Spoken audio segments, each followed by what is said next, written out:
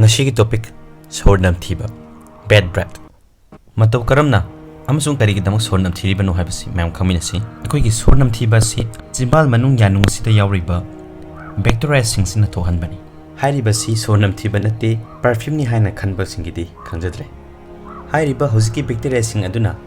akoigi yada leida amasung yarina singbada naptuna lehuriba food particles sing asi chaduna hinglebani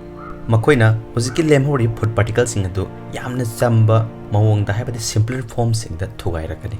aduga yamna manam namthiba compound sing haibadi hydrogen sulfide methanethiol amasung cadaverine singba sing asi thadurei hairiba gas sing asinani ekoida manam namthiba phawalibasi aduga karigino ay ngan hogalpa matamda isagi sorman asi manam namthiduna leremli baibasisu wahang amani marik chuna thamjage ayuk nuthingi matamda di koigi chimbal asida salaiba haibadi tingi sarugasi yamna marang kaina puthoi maramaduna chimbal asida yawri food particles sing dorena bacteria sing asi sakhautamna puthaduna sakhi matawa sumna sor namthiba bad breath asi control tawduna thami